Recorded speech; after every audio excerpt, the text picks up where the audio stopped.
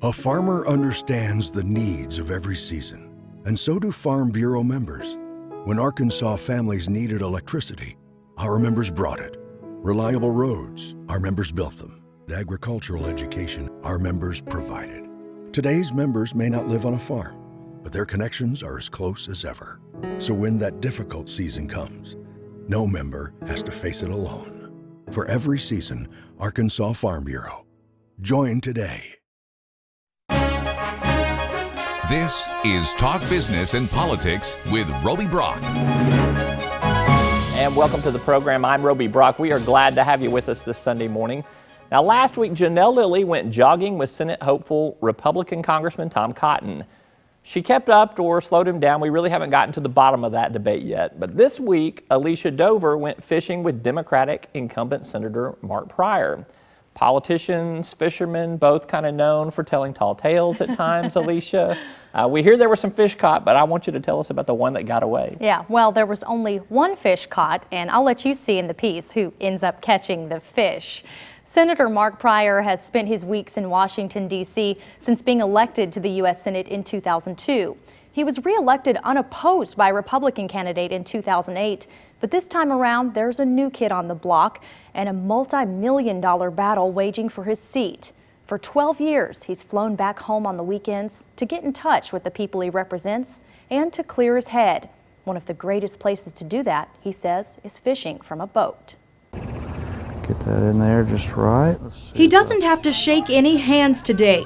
No bargaining with the other side behind closed doors or duking it out on the Senate floor. This is no laughing matter. This isn't politics. Mark Pryor's only challenge this morning, rig a rod and reel and pick a bait. There you go.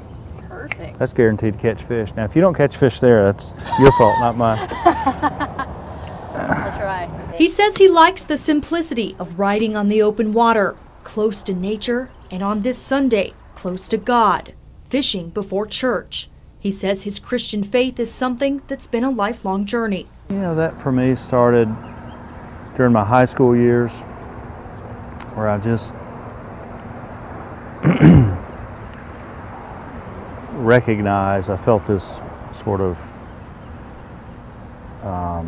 you know, sense that I needed to come to terms with all that in my life. I knew that was a big decision, big lifetime decision for me. His son Adam says it's something about his dad he wishes others could see. There have been so many mornings that I'll wake up and I'll go downstairs and I'll actually see him reading the Bible, you know, or doing something, or going to church, and he's not doing it because there's an election right now, you know. So for anybody to insult his faith is completely ridiculous, you know, and they don't really know.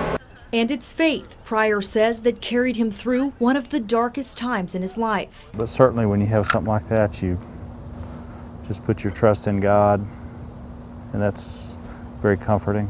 Pryor found out he had a rare form of cancer in his Achilles tendon. This disfigurement on his leg is a constant reminder. Did you think you were going to lose your leg? Yeah, that was the first thing. They said, you know, we're going to probably amputate your leg. A fear, he says, not only brought him closer to God, but shaped his views on health care and even his vote for the Affordable Care Act. I was fortunate. I had insurance, and there was a moment in time where the insurance company said they weren't going to cover me. There was only one orthopedic oncologist in the entire state of Arkansas he could see, but it was out of network. And once he had reconstructive surgery on his leg, the insurance company told the hospital they would only pay for an amputation. And it all worked out fine.